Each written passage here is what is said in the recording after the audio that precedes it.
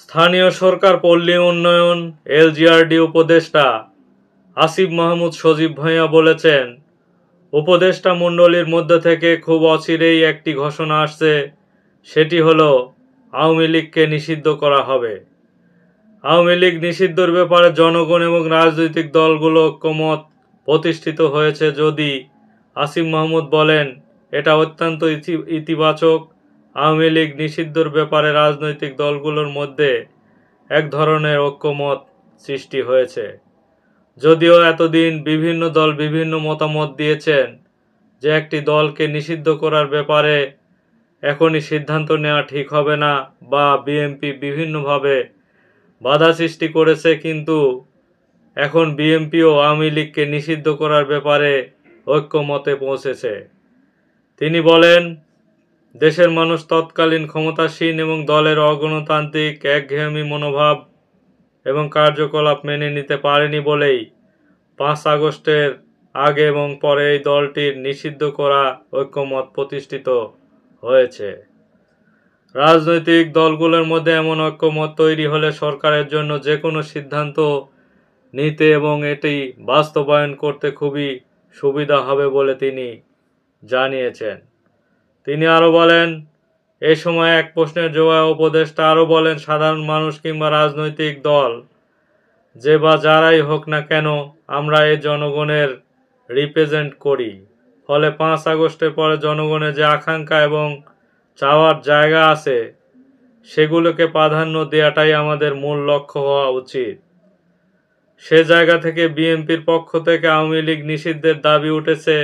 আমি বিষয়টি সাধুবাদ জানাতে চাই। এতদিন বিএনপি বিভিন্নভাবে বিভিন্ন কৌশলে বলে আসছিল যে আওয়ামী লীগকে নিষিদ্ধ করা ঠিক হবে না, কারণ একটি দলকে নিষিদ্ধ করা হলে আবার হঠাৎ করে বিএনপি যদি এ ধরনের ভবিষ্যতে অপরাধ করে বসে, বিএনপিকেও নিষিদ্ধ করা হতে পারে। যে কোনো রাজনৈতিক কৌশলে হোক, বিএনপি আসলে কখনোই চায়নি আওয়ামী লীগকে নিষিদ্ধের ব্যাপারে ঐক্যমত হতে। কিন্তু গত যে 5 ফেব্রুয়ারি 32 নম্বর বাড়ি ভেঙে গুড়িয়ে দেওয়া হলো, নতুন করে আবার একটি ছোট অভ্যুত্থান হয়েছে, যে বিভিন্ন রাজনৈতিক নেতাদের বাড়ি সহ ধানমন্ডির শেখ মুজিবুর রহমানের যে 32 নম্বর বাড়িও ভেঙে গুড়িয়ে ধ্বংসস্তূপে পরিণত করা হয়েছে। এখন বিএনপিও এই ছাত্রদের সাথে ঐক্যমত পোষণ করেছে যে আওয়ামী লীগকে আসলে আর রাখা যায় না, আওয়ামী লীগকে নিষিদ্ধ করা হবে। আওয়ামী লীগের নিষিদ্ধ প্রক্রিয়া সম্পর্কে তিনি আরও বলেন, বিচারিক প্রক্রিয়া ছাড়া 4টি আইন রয়েছে, সেখানে সরকার নির্বাহী আদেশে যে কোনো দলের বিরুদ্ধে ব্যবস্থা নিতে পারে, তবে এটা লিগ্যাল ফরাম আইনি কাঠামো কী হবে এ বিষয়ে সরকারের এখনও সিদ্ধান্ত নেয়নি বলেও তিনি জানিয়েছেন।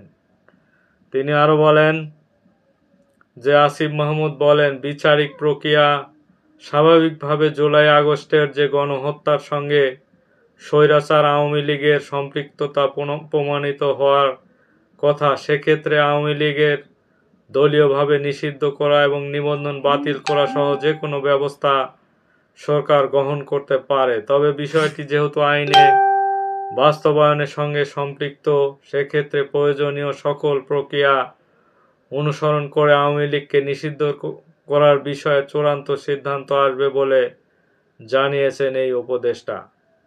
এই উপদেষ্টা আরও বলেন, আমি আশ্বস্ত করতে চাই, বাংলাদেশের জনগণের চাওয়া প্রতিফলন ঘটাতে সরকার এ ব্যাপারে দ্রুতই সিদ্ধান্ত নেবে বলে জানিয়েছেন আসিফ মাহমুদ সজীব ভূঁইয়া, যে আওয়ামী লীগকে খুব দ্রুতই নিষিদ্ধ করা হচ্ছে বলে তিনি জানিয়েছেন। ধন্যবাদ সবাইকে।